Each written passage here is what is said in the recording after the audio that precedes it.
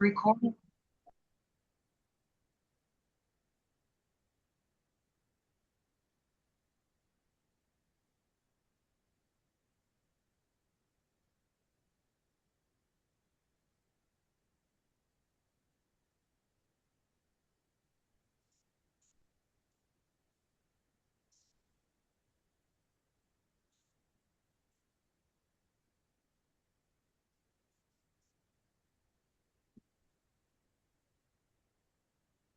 Eh, Bismillahirrahmanirrahim.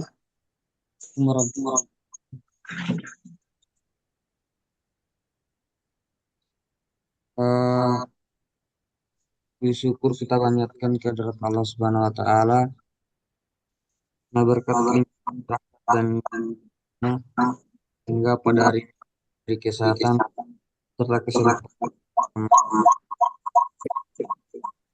melakukan rutin sebagai mahasiswa pasca sarjana Unalad Makassar. Eh, untuk mengkesengkan waktu, langsung saja eh, pada hari ini saya sebagai narasumber ingin mempresentasikan atau memaparkan materi terkait buku yang direkomendasikan oleh dosen pengampu mata kuliah Dr. Abu Haif MAG, yaitu tentang sejarah Madinah Munawwarah berdasarkan karya Dr. Muhammad Ilyas Abdul Ghani. Namun sebelumnya em, saya minta maaf kepada dosen pengampu, kemudian juga kepada teman-teman karena saya tidak memiliki akses langsung atau tidak punya bukunya. Kemarin cari di teman hanya kebanyakan ada buku-buku sejarah klasik seperti eh, punya Turki Usmani dan lain-lain. Jadi eh, karena tidak punya bukunya, sudah usahakan kemarin. Jadi saya coba cari e-booknya, berinisiatif ke situ, lalu kemudian saya buat dalam bentuk PowerPoint. Eh, Langsung ke pembahasan di slide kedua. Mungkin ada baiknya eh, sebelum saya masuk ke profil penulis, akan menjelaskan dulu bahwa Madinah Al-Munawwarah merupakan salah satu kota paling penting dalam sejarah Islam. Kota ini tidak hanya menjadi tempat hijrah Nabi Muhammad SAW dari Mekah, tapi juga menjadi pusat pembentukan masyarakat Islam. Masyarakat Islam pertama yang terorganisasi dalam kajian buku ini atau karya Dr. Muhammad Ilyas Abdul Ghani. Dalam buku ini digambarkan Madinah sebagai kota yang memiliki kedudukan strategis dalam perkembangan agama, politik, sosial, dan peradaban Islam. Eh, Lanjut ke profil penulis, atau lebih ke biografi penulis. Eh, Beliau bernama Dr. Muhammad Ilyas Abdul Ghani, dikenal sebagai penulis yang banyak mengkaji sejarah Islam, sejarah kota-kota suci Islam, khususnya eh, pada penulisan sejarah Makkah dan Madinah.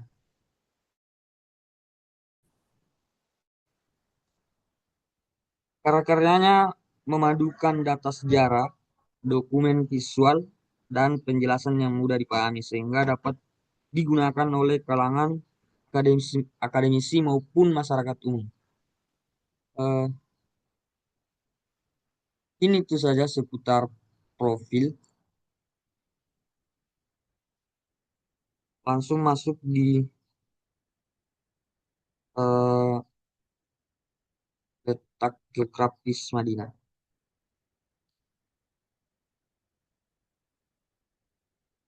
Eh, letak geografis Madinah. Madinah terletak di wilayah Hijaz, bagian barat Jazirah Arab. Kota ini berada di antara sejumlah pegunungan dan daerah berbatu vulkanik yang dikenal sebagai Harra, yang kemudian juga dahulu bernama Yastrib. Kondisi geografis tersebut menjadikan Madinah relatif aman dari serangan musuh pada masa lalu. Eh, jadi artinya memiliki posisi strategis.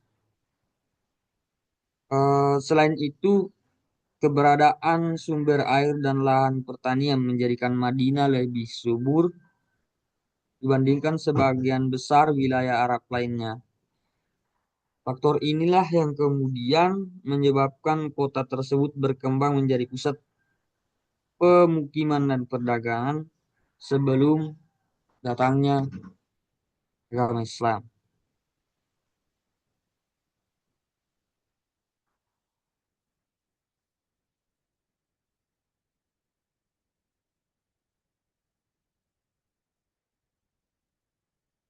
Kemudian di slide 5 ada saya masukkan peta lokasi Madinah, bisa teman-teman lihat, atau mungkin kalau kurang jelas nanti bisa di-share di internet. Ini peta lokasi Madinah tahun 2000, tahun seribuan. Em, di mana kalau dilihat dari peta di wilayah Saudi Arabia, Madinah benar-benar memiliki posisi yang strategis, berada di antara eh, berbagai kota-kota besar.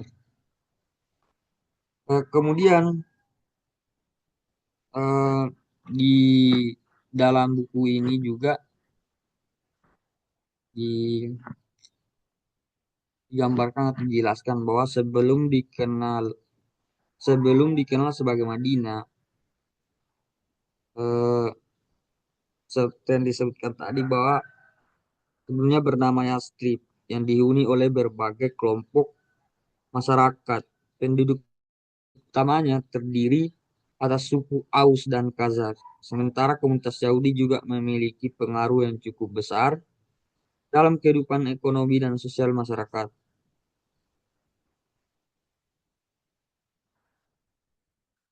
Eh, lanjut ke slide ke-6. Madinah sebelum Islam datang.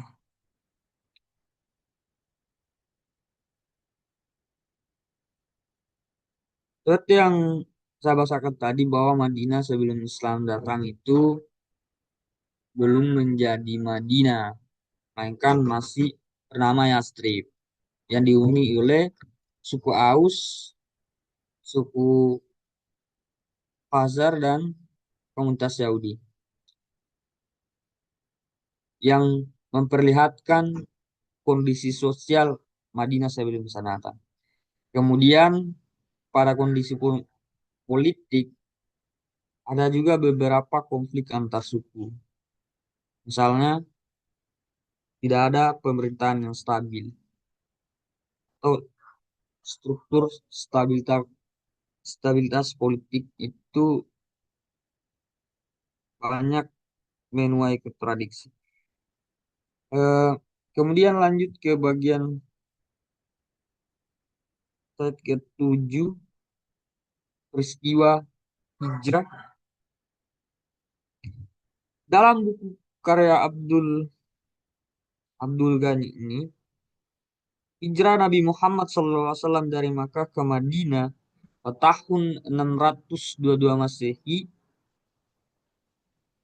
merupakan salah satu peristiwa paling penting dalam sejarah Islam. Nah, kalau itu tidak asing ya, kalau apalagi bagi di kalangan masyarakat Islam.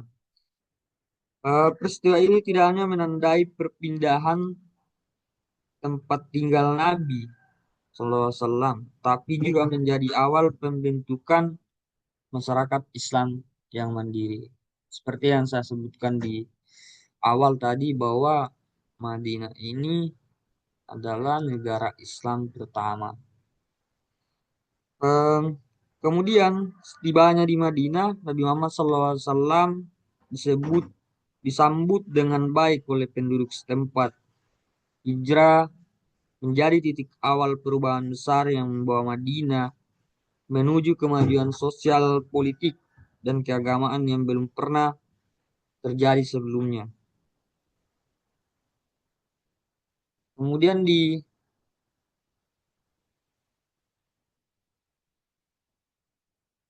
slide ke-7,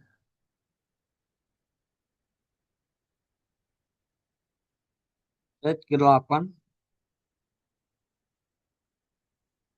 ada Piagam Madinah. Eh, Piagam Madinah, kalau dalam buku Muhammad Ilyas Abdul Ghani, merupakan dikatakan bahwa merupakan salah satu dokumen politik paling penting dalam sejarah Islam.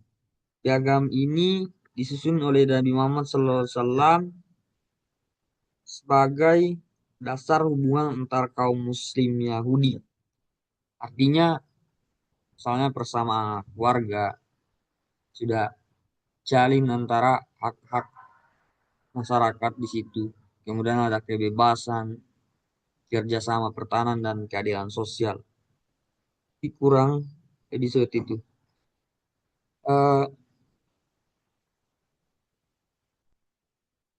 Slide 9 ada Muhajirin dan Ansar. Em, Belum datangnya Islam, Muhajirin dan Ansar itu sebagai eh, apa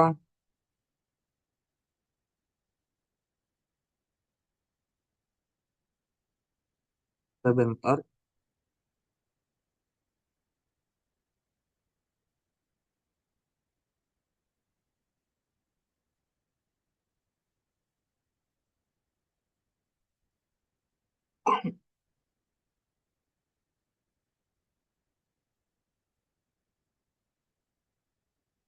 Eh, Salah satu langkah penting Nabi Muhammad SAW adalah mempersaudarakan kaum Muhajirin dan Ansar di Madinah.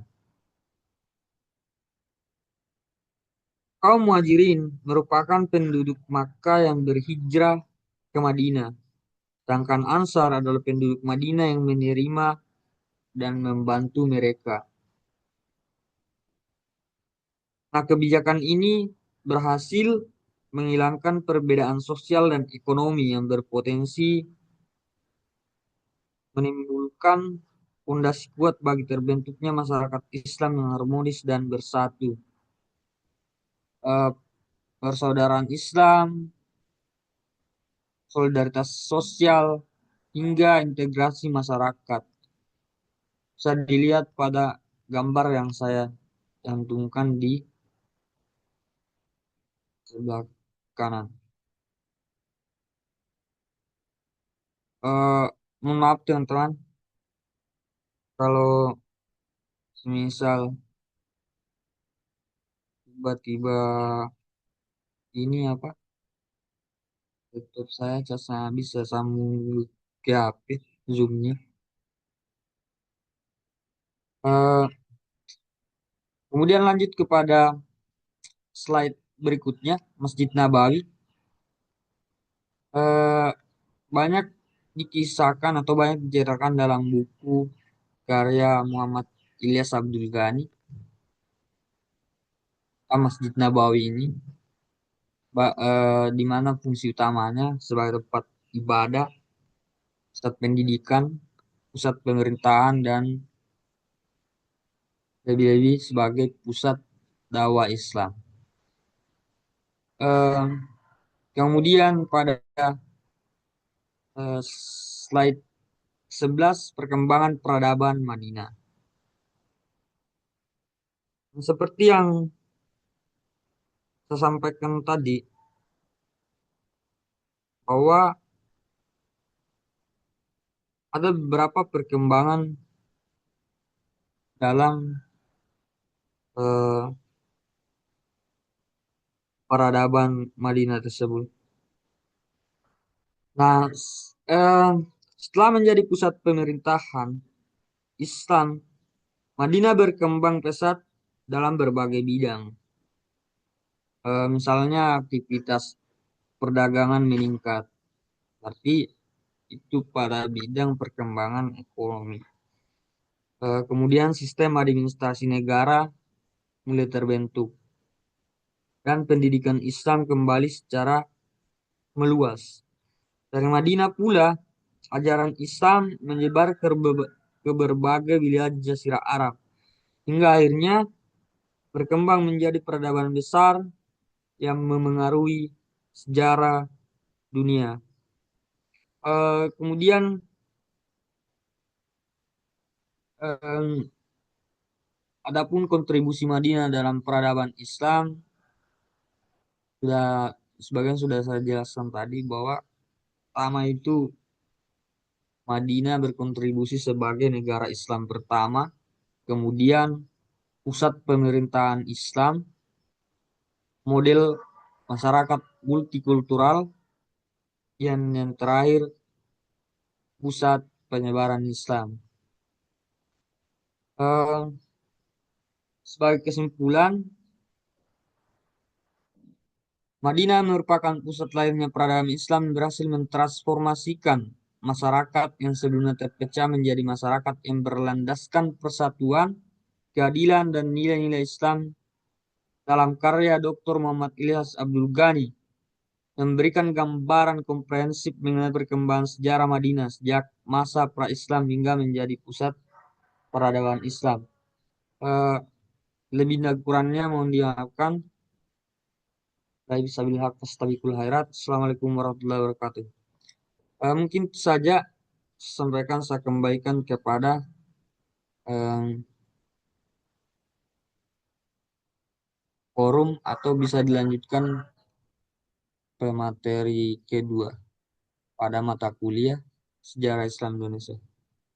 Terima kasih.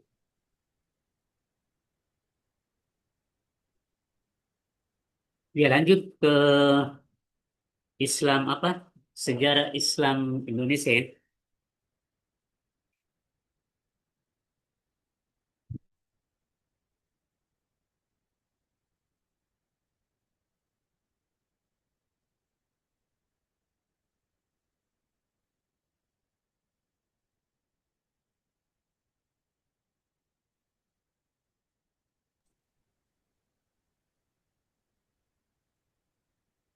Bisa dibantu Pak Farid anunya tampilkan.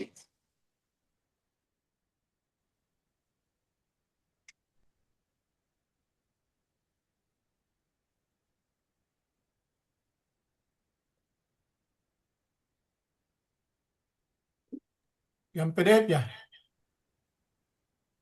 Iya,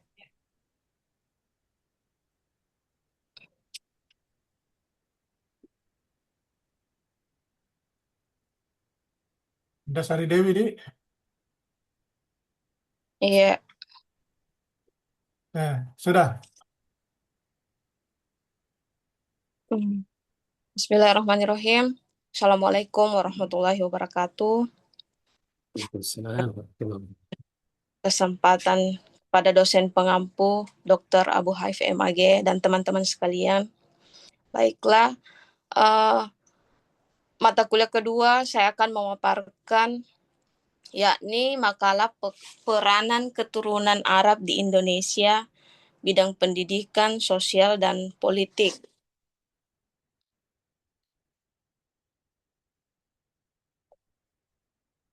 Latar belakang masalah, kehadiran komunitas keturunan Arab di Indonesia merupakan bagian penting dari dinamika sejarah sosial, budaya, dan politik bangsa Indonesia.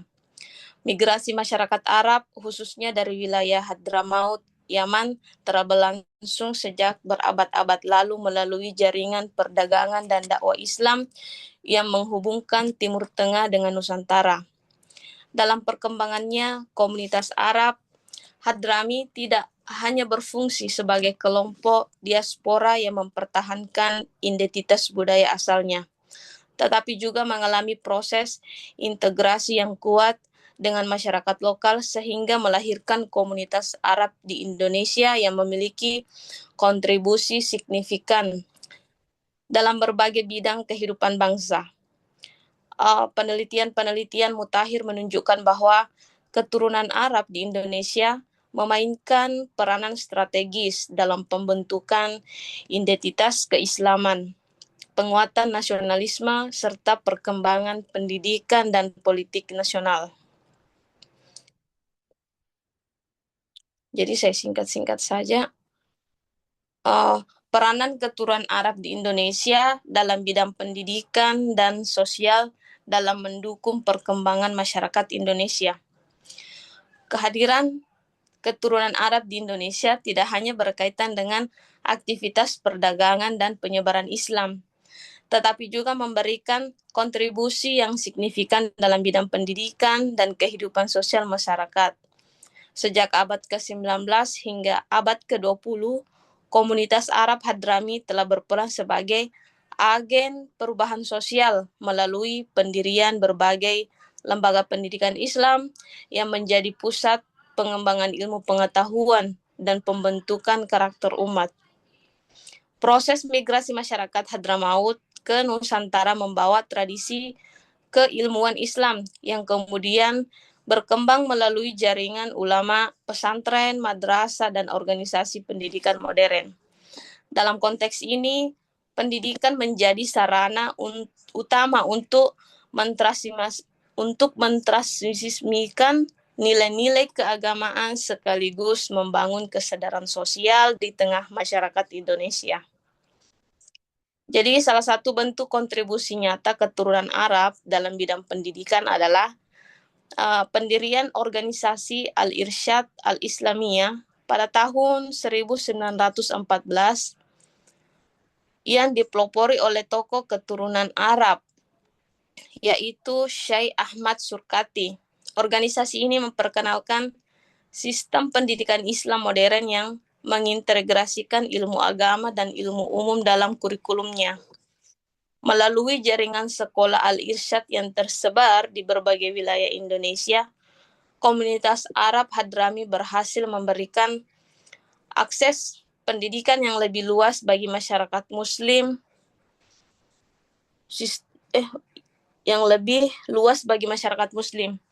Sistem pendidikan tersebut mendorong lahirnya generasi intelektual Muslim yang memiliki wawasan keislaman sekaligus semangat kebangsaan. Selain Al-Irsyad, banyak tokoh keturunan Arab yang berkontribusi dalam pengembangan pendidikan melalui pesantren, madrasah, dan majelis taklim. Tokoh-tokoh seperti Habib Al-Habsyi, Habib Abdullah bin Alwi Al-Haddad, serta para ulama keturunan Arab lainnya telah membangun tradisi pendidikan keagamaan yang berpengaruh dalam pembentukan identitas Islam Indonesia. Tradisi pengajaran yang mereka kembangkan tidak hanya menekankan aspek ritual keagamaan, tetapi juga membentuk etika sosial, toleransi, dan tanggung jawab moral dalam kehidupan bermasyarakat. Oleh karena itu, peranan keturunan Arab dalam bidang pendidikan tidak dapat dipisahkan dari proses pembentukan masyarakat Muslim Indonesia yang moderat dan berorientasi pada kemajuan. Selanjutnya, secara keseluruhan, kontribusi keturunan Arab dalam bidang pendidikan dan sosial menunjukkan bahwa komunitas ini tidak hanya berfungsi sebagai kelompok diaspora, tetapi juga sebagai aktor penting dalam proses pembangunan masyarakat Indonesia. Melalui lembaga pendidikan, aktivitas dakwah, dan berbagai program sosial kemasyarakatan, mereka telah berkontribusi dalam peningkatan kualitas sumber daya manusia, penguatan nilai-nilai keislaman, serta terciptanya kehidupan sosial yang harmonis dan berkeadaban. Selanjutnya bagian B, kontribusi keturunan Arab di Indonesia dalam bidang politik, serta implikasinya terhadap perkembangan bangsa Indonesia. Salah satu tokoh yang memiliki pengaruh besar dalam proses tersebut adalah A.R. Baswedan. Melalui organisasi Persatuan Arab di Indonesia yang didirikan pada tahun 1934, A.R. Baswedan mengajak komunitas Arab untuk mengakui Indonesia sebagai tanah air mereka dan turut berpartisipasi dalam perjuangan kemerdekaan. Deklarasi yang dikeluarkan oleh PAI menegaskan bahwa keturunan Arab merupakan bagian yang tidak terpisahkan dari bangsa Indonesia. Gagasan tersebut menjadi titik penting dalam proses integrasi politik komunitas Arab ke dalam identitas nasional Indonesia. Berbagai kajian historiografi menunjukkan bahwa langkah tersebut berhasil menghapus stigma eksklusivitas yang selama ini melekat pada komunitas Arab dan memperkuat posisi mereka sebagai bagian dari gerakan nasional Indonesia. Selanjutnya, dalam perkembangan politik kontemporer, pengaruh keturunan Arab semakin terlihat melalui para habib dan tokoh agama yang memiliki basis massa yang luas. Modal sosial yang berasal dari legitimasi keagamaan menjadikan mereka memiliki kemampuan untuk mempengaruhi opini publik dan menggerakkan partisipasi politik masyarakat. Beberapa penelitian menjelaskan bahwa jaringan pendidikan Islam, organisasi keagamaan, dan kegiatan sosial yang dibangun oleh komunitas Arab menjadi faktor penting dalam membentuk kekuatan politik mereka. Namun demikian, pengaruh tersebut tidak selalu bersifat formal melalui partai politik, melainkan seringkali muncul dalam bentuk kepemimpinan moral dan sosial yang mempengaruhi arah kebijakan publik maupun perilaku politik masyarakat. Kesimpulannya, sebagai kesimpulan, jadi secara keseluruhan, kontribusi keturunan Arab dalam bidang pendidikan dan sosial menunjukkan bahwa komunitas ini tidak hanya berfungsi sebagai kelompok diaspora, tetapi juga sebagai aktor penting dalam proses pembangunan masyarakat Indonesia. Melalui lembaga pendidikan, aktivitas dakwah, dan berbagai program sosial kemasyarakatan, mereka telah berkontribusi dalam peningkatan kualitas sumber daya manusia, penguatan nilai-nilai keislaman, serta terciptanya kehidupan sosial yang harmonis.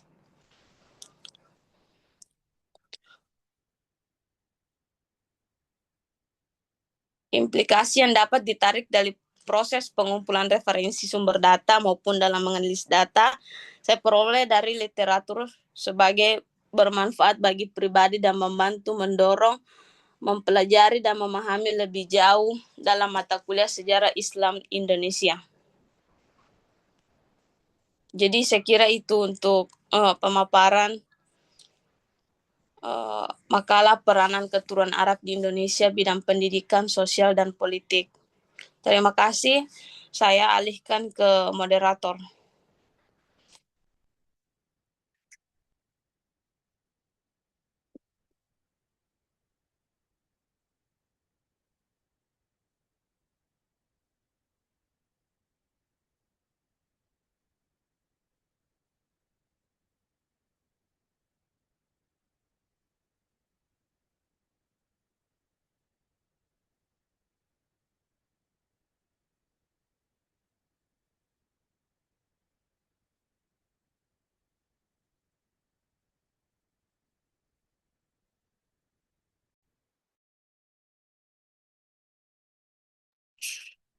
Oke, sudah ya presentasi. Iya, sudah Pak. Oke, makasih dua narasumber kita pada hari ini, Bapak Arjung Marendang dengan Ibu Indah Saridewi. Pak Arjung membahas tentang sejarah Madinah Al-Munawwarah, kajian karya seorang sejarawan ya. Namun beliau tidak melihat langsung bukunya, hanya melalui e-book ya. Ya, saya maunya seperti Pak siapa ini Pak Muhammad Farid minggu lalu, ditunjukkan karya ini itu, tapi tidak apalah. Kemudian Ibu Indah Sari Dewi ya apa peranan keturunan Arab ya, dalam apa dalam perannya ya di Nusantara ini, baik dalam bidang pendidikan, politik dan lain-lain, semua akan dikaji di situ. Kita langsung saja diskusi. Ya, jadi ada pertanyaan untuk Ibu Indah, ada pertanyaan untuk Pak Ajung. Masing-masing dua satu orang ya. Satu ditujukan kepada Ibu Indah, satu ditujukan kepada Pak Arjun. Oke, silakan Pak. Siapa yang pandu? Langsung saja ya. Tidak usah sih saya pandunya, langsung saja. Silakan. Ya, saya dulu Pak Dokter.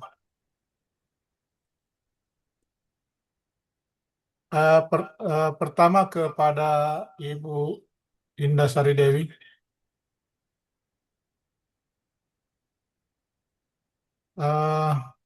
Pertanyaan saya tadi di dalam makalah, apakah istilah keturunan Arab yang dimaksud, sebagaimana telah dijelaskan dalam makalah, itu dipahami sebagai identitas etnis, budaya, atau keagamaan?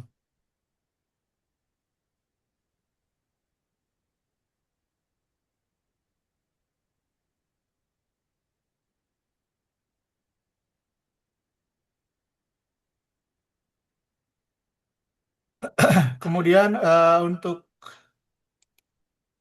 Saudara Arjun,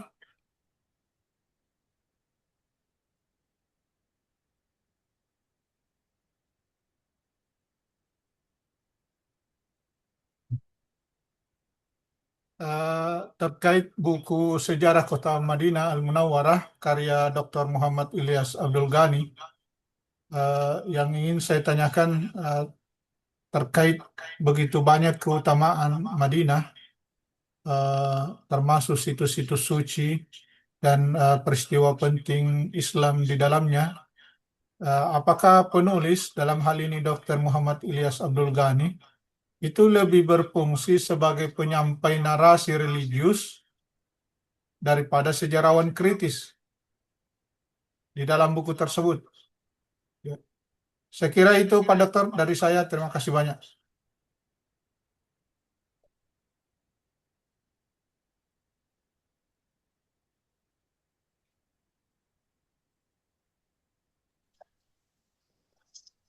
Izin sebagai penanya kedua. Untuk makalah yang kedua, makalah dari Indah Sari Dewi, pertanyaan saya sejauh mana, tentu saja sejauh mana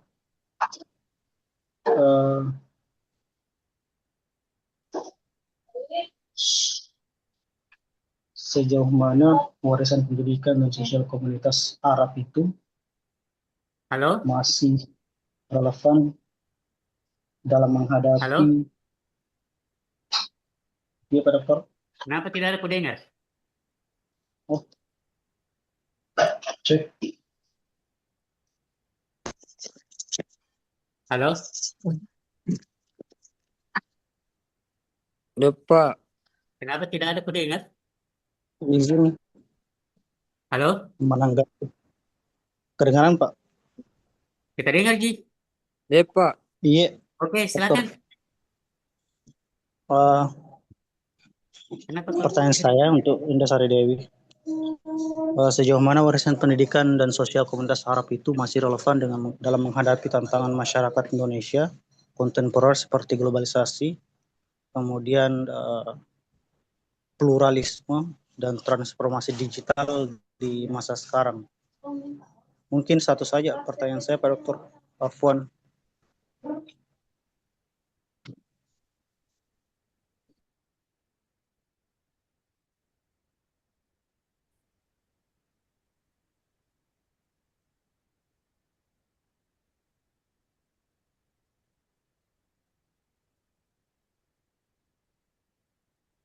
Baik, izin saya menjadi penanya ketiga.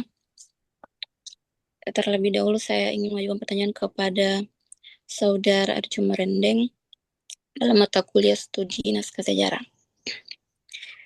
Jadi tadi di pembahasan paragraf terakhir dijelaskan bahwa Madinah ini merupakan pusat peradaban Islam yang terjadi pada masa awal. Jadi yang menjadi pertanyaannya, mengapa Madinah mampu berkembang menjadi pusat peradaban Islam pada masa awal, sementara kota-kota lain di Jazirah Arab itu tidak mengalami perkembangan yang sama.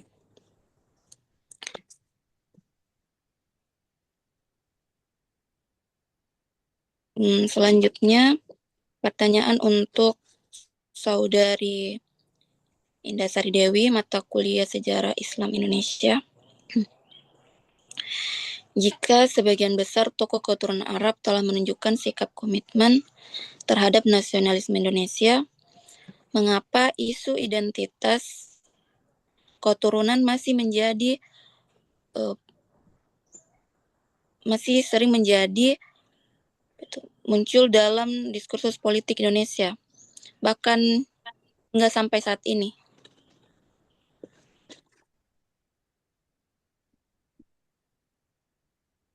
Mungkin itu saja. Saya kembalikan kepada penanya selanjutnya.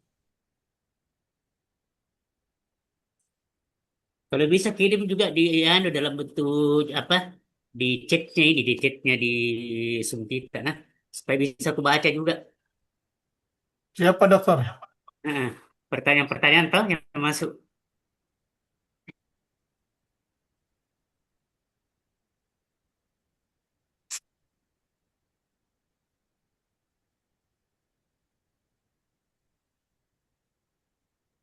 Bagaimana? Bagaimana yang dilanjut lagi pertanyaan atau ditampung dulu saudara Arya? Mungkin bisa dijawab dulu. Oh, lanjut. Ya, bentar saya ya, mempertanyakan. Baik, izin teman-teman, Pak Dokter menjawab pertanyaan. Coba kirim di pertanyaannya di sini, di chatnya, di Zoom, supaya aku baca juga saya nanti. Eh, Baru satu di sini saya lihat nih.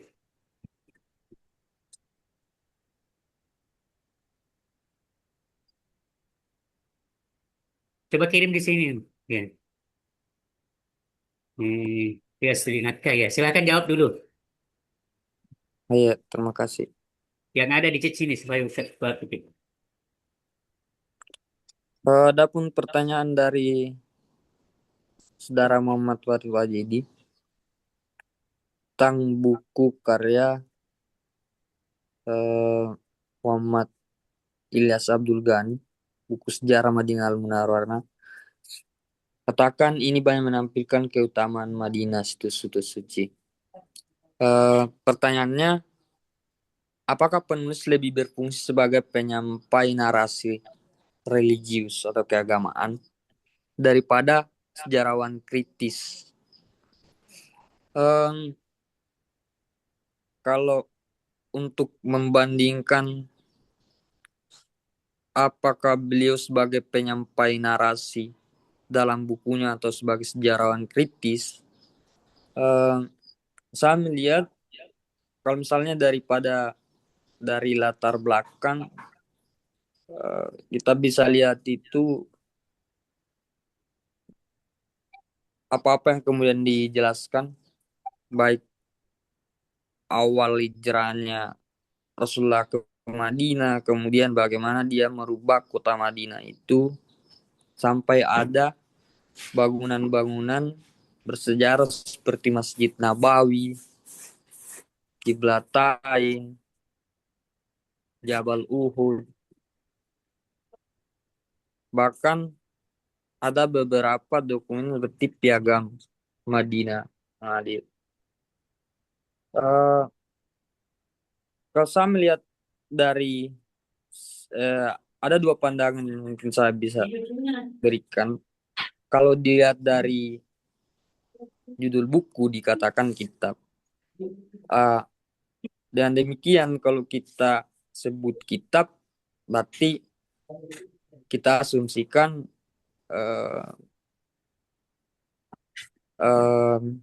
pengarang buku atau Dr. Muhammad Ilyas Abdul Ghani ini bisa diposisikan sebagai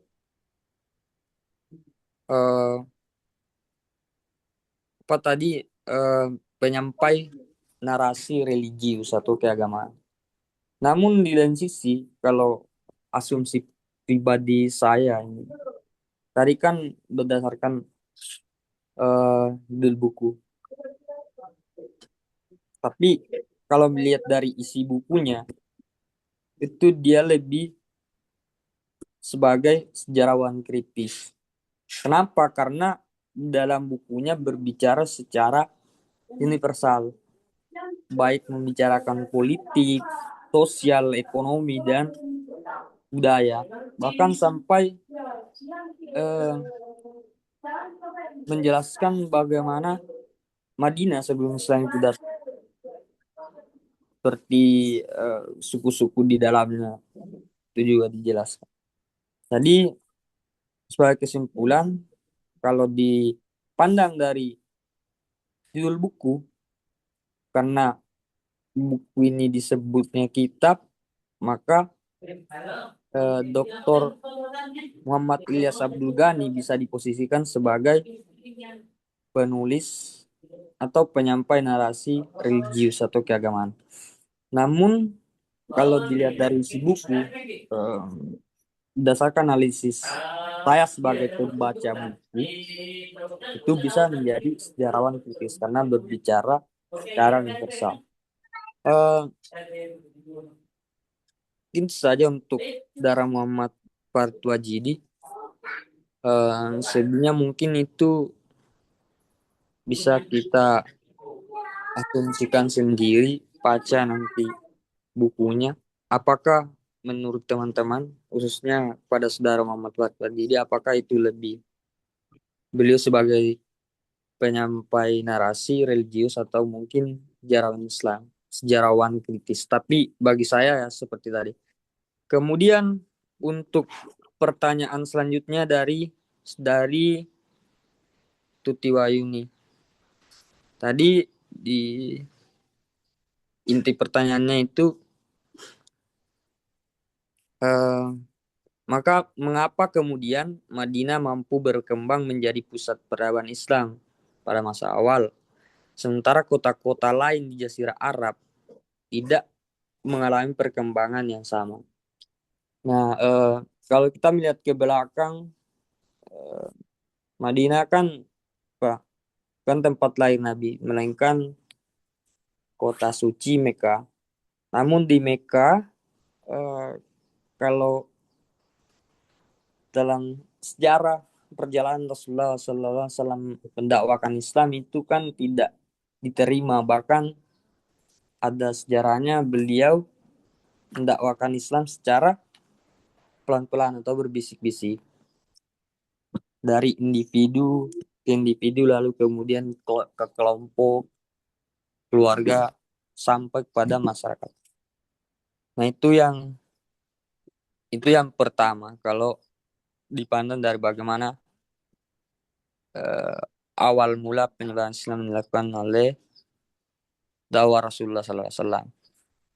Kemudian yang kedua, sempat juga saya jelaskan di presentasi saya bahwa Madinah adalah tempat di mana Rasulullah SAW benar-benar disambut, terutama oleh penduduk asli kaum Ansar yang terdiri dari suku Aus dan Khazraj. Nah, kedua suku itu adalah suku yang kemudian membantu Rasulullah Sallallahu Alaihi Wasallam memperlancar hijrahnya, memperlancar dakwahnya di Madinah. Begitu pula dengan suku yang ikut bermigrasi atau berhijrah sama Rasulullah itu kaum muhajirin. Nah, bisa dilihat di situ bahwa di Madinah lah pertama kali Rasulullah SAW itu diberi ruang untuk mendakwakan Islam. Sampai lahir misalnya Masjid Islam pertama, Masjid Nabawi, yang bukan hanya dijadikan sebagai tempat ibadah, melainkan pusat pendidikan. Nah, biasanya kalau kita baca setelah era Rasulullah itu misalnya era Khulafaur Rasyidin, di beberapa kota-kota besar atau di negara-negara besar itu penyebaran Islam sendiri. Misalnya ada pembangunan masjid, biasanya masih ada aturan-aturan dari kota-kota besar itu yang tidak memperbolehkan memfungsikan bangunan menjadi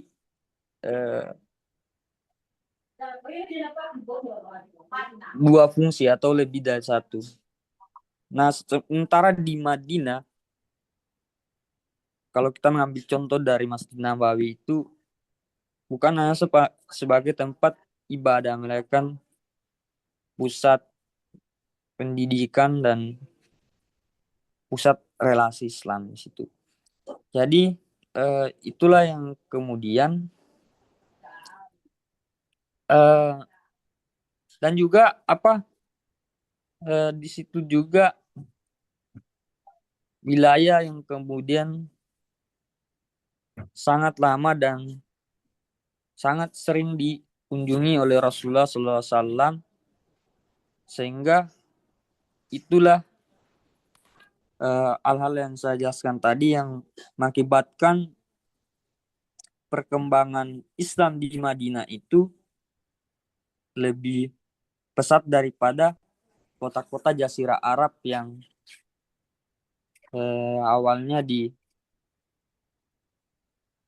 berada dalam lingkup wilayah peradaban Islam. Mungkin itu saja pada dari Tuti Wahyuni dan Saudara Muhammad Farid Wajidi. Saya kembalikan. Terima kasih.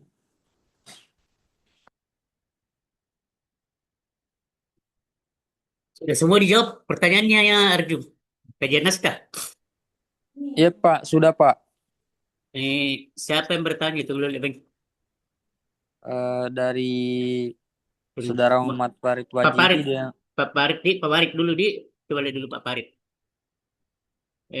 Buku sejarah Madinah Al-Munawwarah ini banyak menampilkan keutamaan Madinah di situs suci dan peristiwa apa itu? Dan peristiwa apa ini? Peristiwa penting Islam. Apakah penulis lebih berfungsi sebagai penyampai narasi religius daripada sejarawan kritis?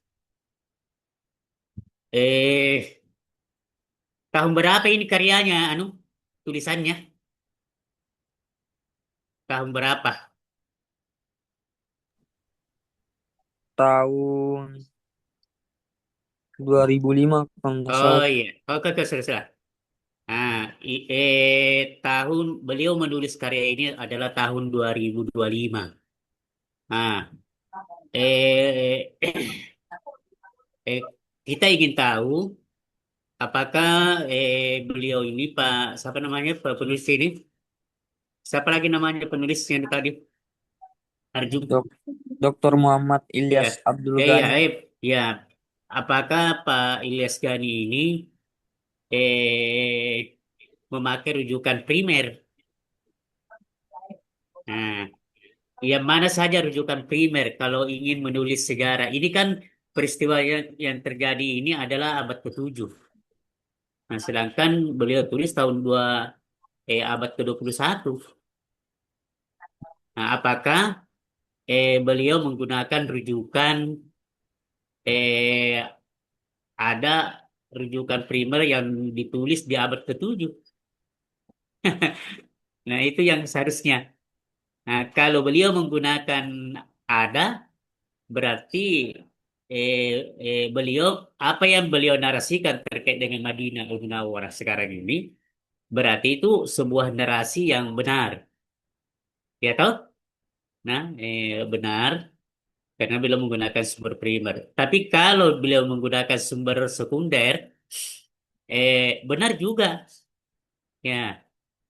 Cuma apakah sumber sekundernya itu dari beberapa, karena kan primer eh, lalu dari primer ini ditulis lagi oleh orang lain tanpa memakai sumber yang dikutip oleh sumber primer yang pertama. Toh?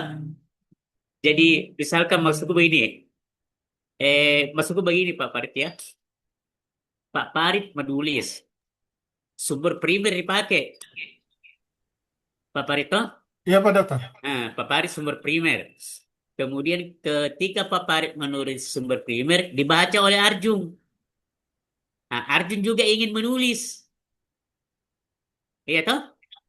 Jadi pemikiran-pemikiran Pak Muhammad Farid dipakai oleh Arjun, tapi Arjun tidak membaca sumber yang primer dipakai oleh Pak Farid.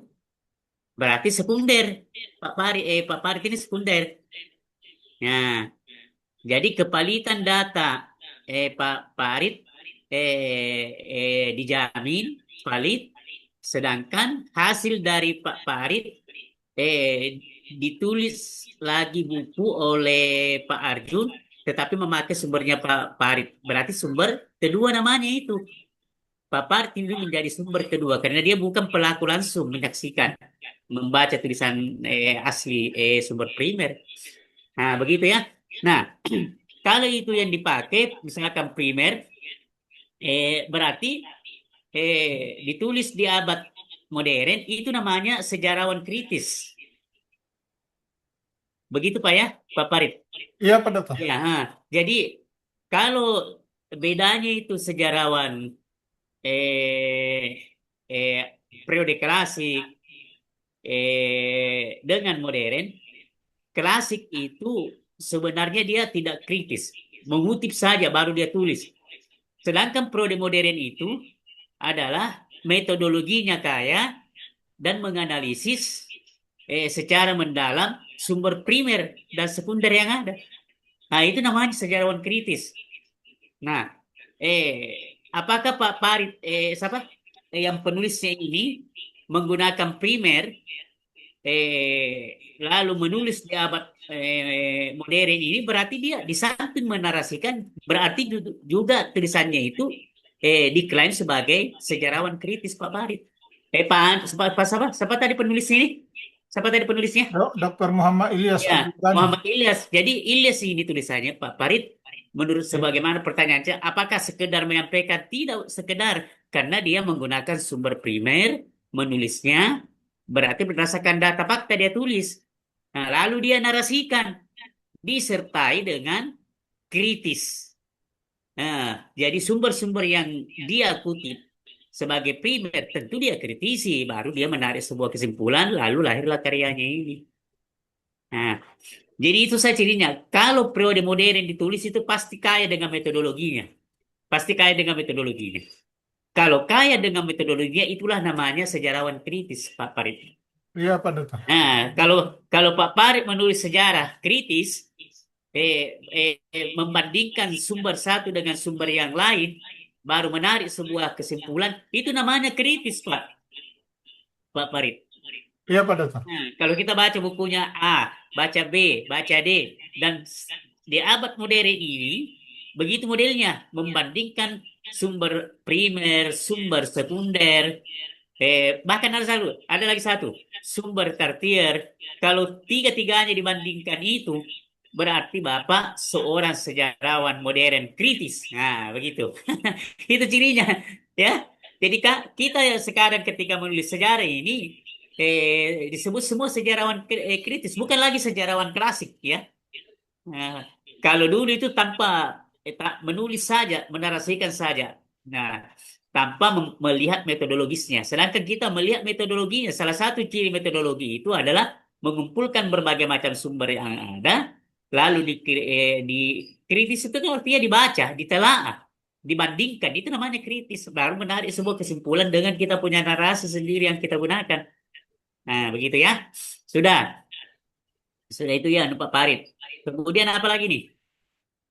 Sudah dijawab semua ini. Sudah dijawab semua Arjun. Sudah dijawab semua Arjun. Pak, ya. Oh, sudah semua Mi. Anunya oh Indah, Indah dulu menjawab. Sudah Indah. Arjun sudah tadi naskah toh? Iya, sudah, Pak. Nah, Ibu Indah lagi. Nah, Indah, silakan jawab pertanyaannya siapa ini? Ibu Tuti dulu, Pak. Ya, silakan apa itu pertanyaan Ibu Tuti? Pertanyaan tadi dari Ibu Tuti, jika sebagian besar tokoh keturunan Arab telah menunjukkan komitmen terhadap nasionalisme Indonesia, mengapa isu identitas keturunan masih sering muncul dalam diskursus politik Indonesia hingga saat ini? Sudah kita jawab, Ibu Indah. Belum, Pak. Tadi Iya. sudah. Jawabin dulu. Coba, bagaimana coba tak? Nah, masalah keturunan ini, apalagi ini sekarang politik adanya kajian nasab toh yang mengaku keturunan Nabi padahal bukan. Jadi saya akan jawab pertanyaan dari Saudara Tuti. Ya.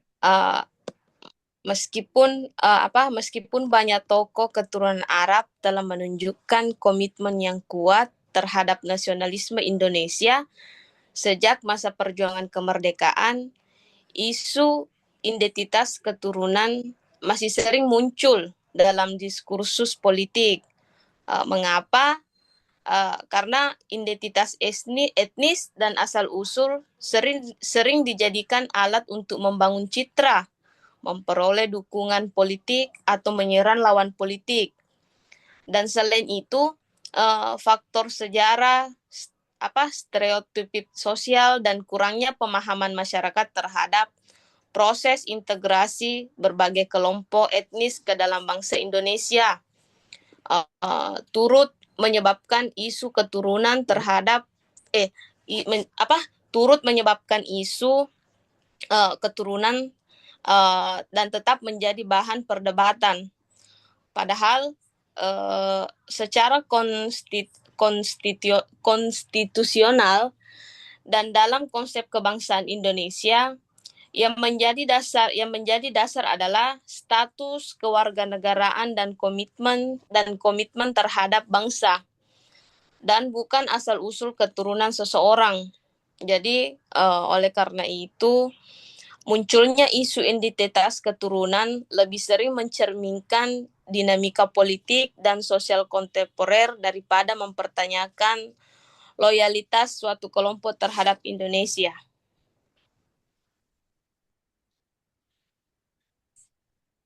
Selanjutnya, ya jawab semua dulu Indah. Iya Pak. Selanjutnya pertanyaan dari saudara siapa tadi? Abdul Muthalib. Sejauh mana warisan pendidikan dan sosial komunitas Arab masih relevan dalam menghadapi tantangan masyarakat Indonesia kontemporer seperti globalisasi, pluralisme, dan transformasi digital? Jadi, warisan pendidikan dan sosial komunitas Arab di Indonesia masih sangat relevan dalam menghadapi tantangan globalisasi, pluralisme, dan transformasi digital. Meskipun memerlukan adaptasi sesuai perkembangan zaman dalam aspek globalisasi, komunitas Arab mewariskan tradisi pendidikan Islam. Artinya yang menekankan keseimbangan antara ilmu agama, moralitas, dan kehidupan sosial. Jadi nilai-nilai seperti etos belajar, jaringan keilmuan internasional, dan semangat dakwah intelektual dapat menjadi modal besar bagi masyarakat Indonesia, di mana untuk berkompetensi di era global tanpa kehilangan identitas budaya dan keagamaan. Sedangkan dalam konteks pluralisme, seperti yang kita ketahui bahwa sejarah komunitas Arab di Indonesia menunjukkan proses akulturasi dan integrasi yang relatif berhasil dengan masyarakat lokal.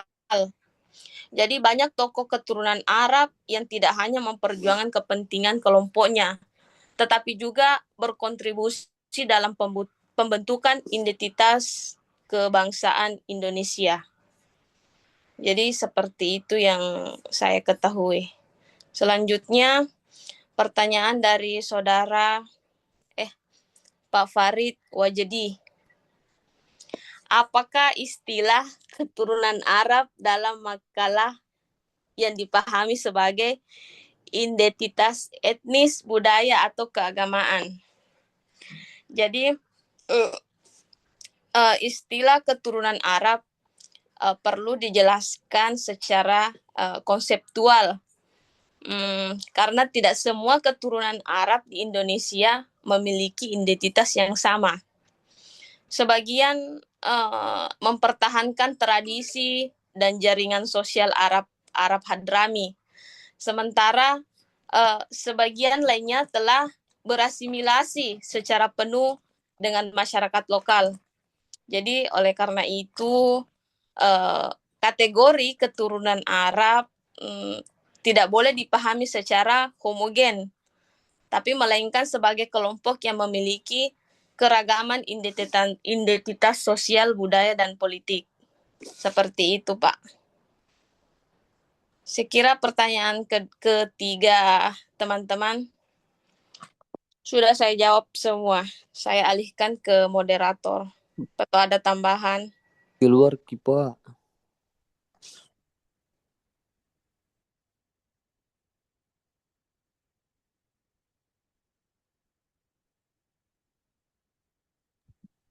Enggak ada Pak Dokter. Kita ambil dulu. Ngelek ke jaringan itu.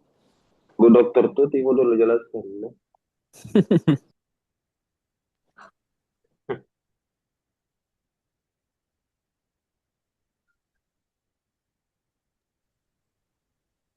Tuti, mana kau Tuti?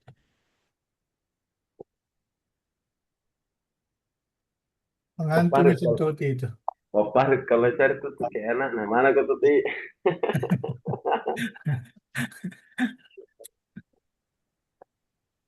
Ini Indah sudah saya kasih tisu. Kamu kapan keluar tadi Pak Dokter? Nah, tadi ada telepon yang bilang tunggu, Mak. Halo. Kenapa tidak kedengaran suaraku? Halo. Abdul Muthalib dari Batena ngakak sama Pak Farid.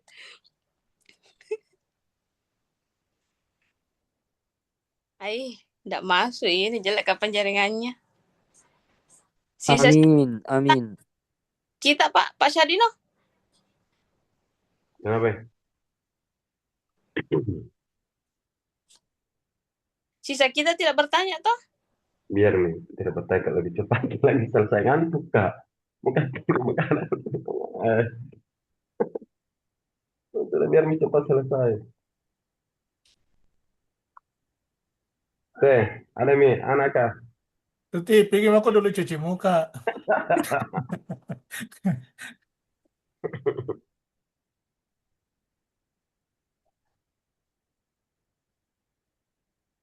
Woi, kutanya Kina, jangan kita terlambat nanti kalau Ibu Dewi, dokter. Saya nak telepon kemarin, mati itu nak telepon, suruh gak masuk. Udah siapa ini nomor masuk telepon nggak? Tuh, kau kata halo, gitu bicara, halo. Syahdino, sudah di mana? Wih, siapa ini? Wih, belum Masa? Ini langsung Kak, langsung, iya dokter, tunggu masuk ini di rumah sakit ini dokter. Langsung bilang, masuk cepat. Kita ini sudah nunggu. Bilang, mana sih? Bilang, bilang, Baru kayak kurasa terlambat 15 menit, dia na telepon mah.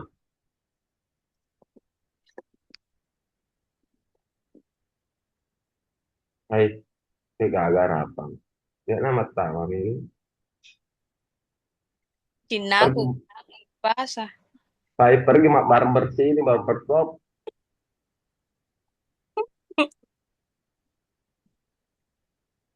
Astagfirullah berdoa. Oke, ada dokter.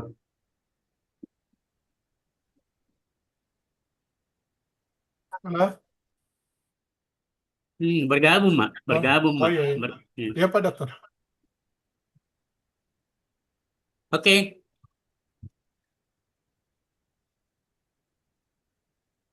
Eh, sudah Sudah mau Mi- dijawab? Sudah. sudah bisa jawab semua tadi, Pak.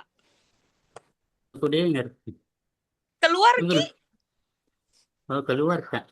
Iya. Tidak kurasa saya keluar itu, Bunda. Bunda.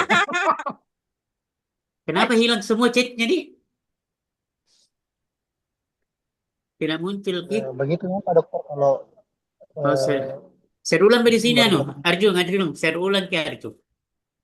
Ya, Saya ulang Ki, itu pertanyaan-pertanyaannya. Di chat di iya sini. Pak. Bisa kita, Di? Iya, iya, iya Pak.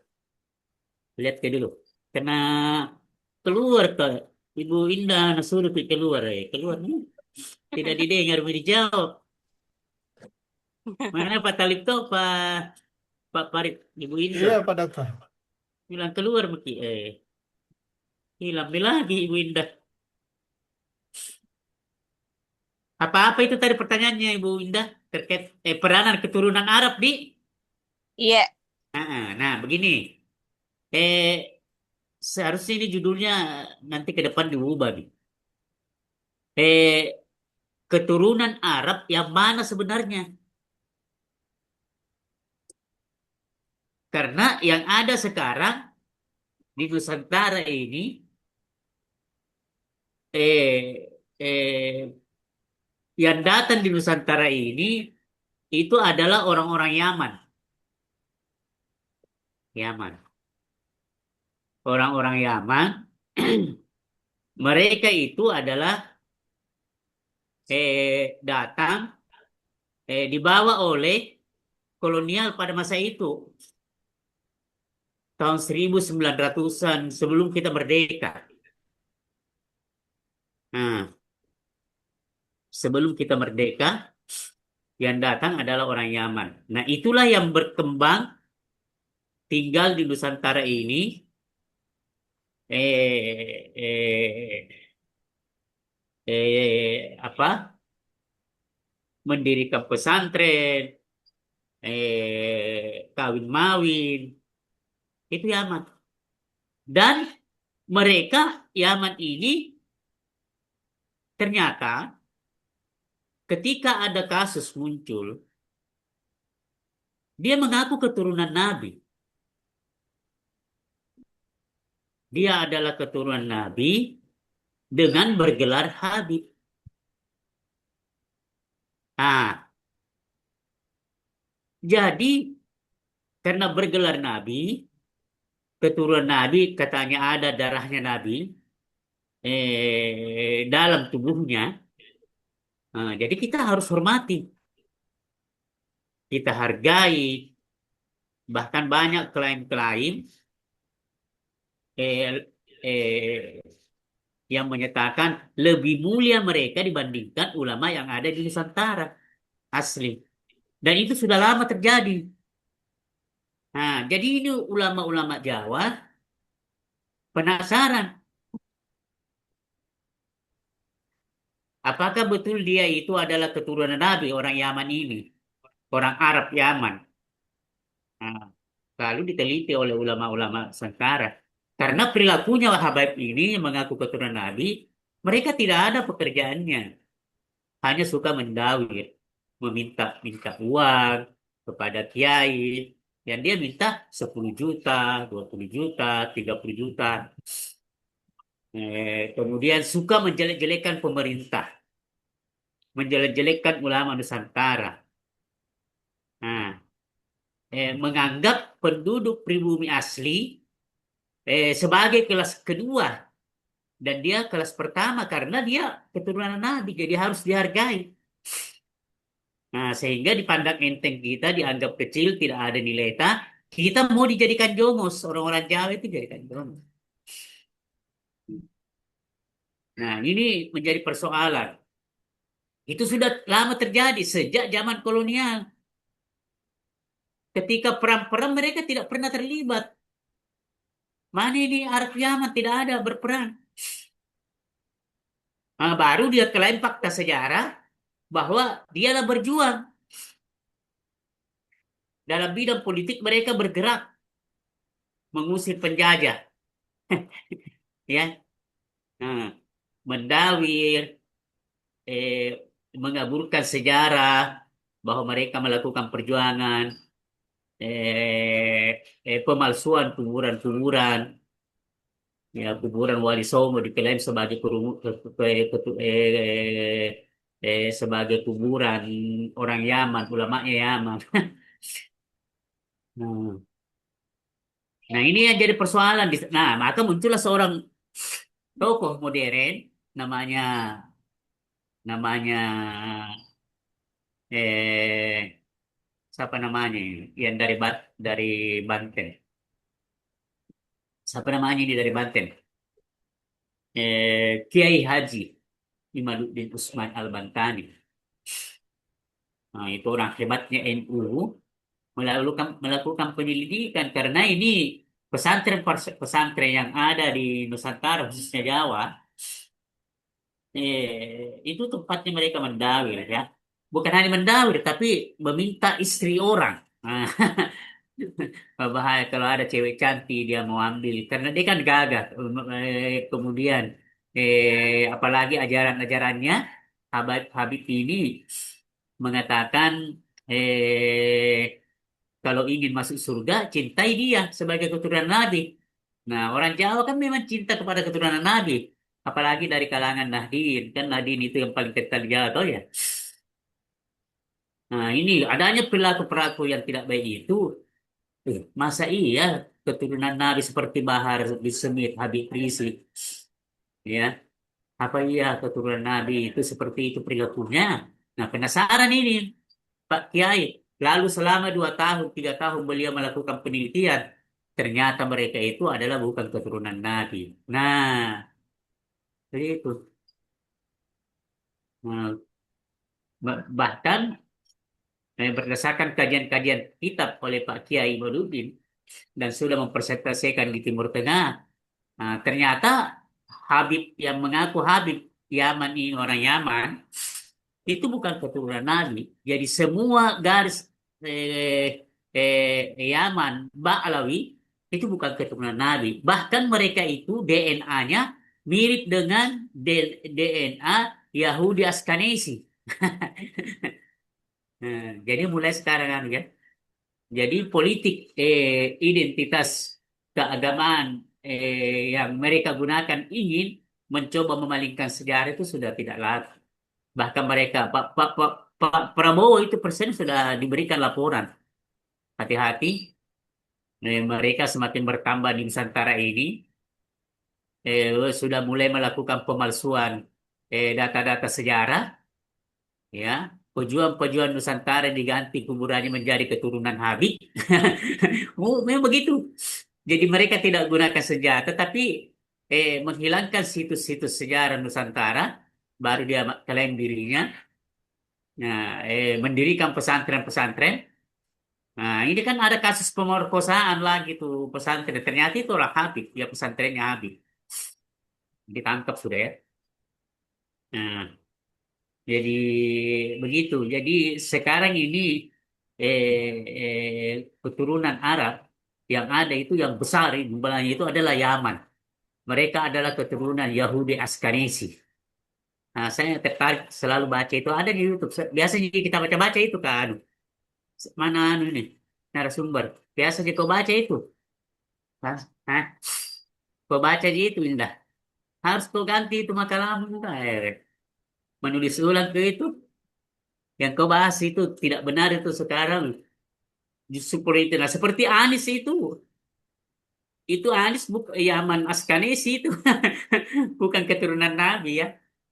Ya, untuk memperkuat bahwa mereka bukan keturunan Nabi, dilakukanlah tes DNA. Nah, hasil tes DNA itu menunjukkan mereka bukan keturunan Arab sebenarnya. Mereka adalah migrasi dari Yahudi Askanesi yang tinggal ke Yaman, keturunan Ba'lawi. Nah, itulah datang ke Nusantara. Bahkan mereka membantu Belanda. Ada mengklaim bahwa ulamanya itu yang memberikan fatwa. Barang siapa yang melawan Belanda itu adalah haram hukumnya. Jadi di mana letaknya mereka berjuang dalam bidang politik untuk membantu kemerdekaan Nusantara pada masa itu, ya. Nah, itu seharusnya dulu jadi itu apa yang kita bincangkan tadi itu terkait dengan keturunan Arab itu sudah tidak ada ya. Ya, oke. Tunggu dulu ya. Apalagi pertanyaan berikutnya, Nuh? Pertanyaan berikutnya, keturunan surah Arab, mengapa Madinah mampu berkembang menjadi masa awal? Iya, siapa yang pertanyaan? Madinah berkembang, kajian naskah itu di Madinah, iya Madinah mampu berkembang, iya memang. Madinah itu daerahnya dingin, ya. Beda dengan Mekah, Makkah Al-Mukarramah, Madinah Al-Munawwarah itu adalah dingin daerahnya. Jadi faktor lingkungan itu mempengaruhi kecerdasan, karakter seseorang. Madinah mudah menerima Islam pada masa itu ketika belum Nabi hijrah, orang-orang Madinah itu suku apa namanya, Hasrat dan Aus itu mendatangi Muhammad di Makkah menyatakan keislamannya itu, padahal dia belum pernah ketemu tuh, hanya mendengar cerita. Nah, ternyata di dalam apa ilmu apa ini yang membahas tentang ya antropologi itu karakter seseorang ya, budaya seseorang, tradisi seseorang itu Genetika, Pak Dokter. ya lingkungan itu memberi pengaruh. Seseorang bisa pikirannya bagus, tenang, tidak pak emosian gitu. Seperti kamu saat ini pak emosian semua tuh ya. Apalagi Indah tadi nasuruh keluar belum selesai tadi keluar, nah bilang keluar nih. Jadi eh, begitu nah. Jadi Madinah wajar karena mereka lingkungannya ya. Jadi lingkungan mempengaruhi itu cepatnya berkembang peradaban. Siapa yang bertanya itu? Ya, cepat berkembang peradaban Madinah karena memang ada kemauan dari masyarakatnya. Kemudian apa lagi itu? Lingkungannya yang pengaruhi semua itu. Daerahnya dingin, sejuk, subur. Nah, subur. Ya, toh. Kalau subur tuh banyak makanan, enak juga orang berkarya toh. Berpikir tenang. Tapi kalau panas tidak ada tempat pembeli gas, tidak ada tempat pembeli gula, tidak ada tempat pembeli coto. Langsung marah-marah nyonya dia bilang ibu, tena harapan ini bapak. Tidak ada gas, tidak ada beras. Kita tidak bisa makan. Tidak. Jadi logistik apa logika tanpa logistik itu anarkis namanya ya. Nah, anarkis. Nah, ini Madinah subur, ya. Madinah subur, ini banyak makanan. Enak juga orang berpikir, enak berkarya, daerahnya tenang, aman, damai, begitu. Makkah dulu Pak, ya susah. Ya, Pak Bambangan lah tolong ngaseng ya, kerintongnya, sakit perang. Bunduk terus. Begitu. Toh? Karena Madinah suasananya mendukung, nah, sehingga peradaban mudah berkembang begitu deh. Nah, gampang di cara berpikirnya. Ibu ketua juga, ibu ketua, Ibu Indah itu pasti bagus cara berpikirnya toh, karena bagus ke servisnya bapak, begitu Indah. Kalau bapak berikan logistik terus, pasti nyaman rumah tangga toh, menyenangkan istri apa toh, Pak Parit seperti Pak Parit, sebagai di yayasannya tuh pimpinan. bagus caranya memimpin Pak Farid. Ya, pasti sekolahnya itu adem ayam toh. Oke, sudah ya? Apalagi? Tambah-tambahan dari saya itu, toh. Apalagi? Sejarah Indonesia, sudah itu keturunan Arab tidak ada yang begitu. Logika tanpa logistik anarkis. Siapa yang bilang ini? Ya, ini Abu Haid bilang itu, cocok itu. Iya, bayar kayak ini nah. Susah kok Bapak itu. Logistik itu Kata-kata makanan. hari ini itu Pak Dokter. Iya. Kalau sangi cipruk tidak bisa berpikir normal. Saya itu harus ada kue di sampingku. Ada tuh yang pici-pici. Habis itu begini indah. Ada tuh ibu indah pici. Wah, gitu. Masukku bapaknya, ya. Pak Parito. Iya Pak Dokter. Jadi semua aspek mendukung itu untuk menciptakan suasana kenyamanan. Mawaddah, warahmah dirangkum oleh agama. Mawaddah, warahmah. Nah, mawaddah cinta, rahmah kasih dan sayang. Nah, cinta bisa luntur, kasih sayang tidak boleh luntur. Nah, kamu aja. Wis, Kamu semakin aja. lama, Saya, semakin lama semakin banyak ini kata-kata mutiara keluar. tergantung servisnya di situ mahasiswaku tuh ya. Kalau siswaku terbit nih artikelnya ya mungkin muncul lagi kata-kata yang lain nanti tuh ya. Selesai aja artikelnya semua kan? Insya Tidak Allah Pak lulus gitu. Dokter. Tidak lulus gitu Pak Farid. Tidak aku Iya kasih Pak lulus Dokter. betul gitu kalau tidak ada ya. Oke, saya kira ini bisa aja dulu di urusan nih anu. Selesai kalau ada di LOA ya Pak Farid minggu depan 2 minggu kemudian kita tutup nih kuliah. Percepat ke Iya, artikel Kak. iya siap Pak Dokter. Oke, makasih banyak. Tidak usah minta respon lagi nah. Tidak Iya usah Pak Dokter. ya kita tutup saja pertemuan ini biar tidak sampai jam 10 ya. Jam 10 lagi mengajarkan nanti di S3. Tapi tidak tidak ngomong di para dia di ngomong semua juga seperti gitu ternyata. Insyaallah minggu depan kita lanjut lagi ya. Iya Pak Dokter. Nah, 2 lagi naskah dengan SII. Makanya Pak Farid, saya kan juga selalu jiku anu, selalu dia apa namanya ku screenshot kita juga screenshot kita Iya Pak semakin Dokter. banyak karena mau diupload semua nanti Pak Farid di portalku. Oke, makasih banyak. Mohon maaf atas segala kekurangan. Saya akhiri pertemuan ini dengan ucapan Alhamdulillahirobbilalamin. Assalamualaikum warahmatullahi wabarakatuh.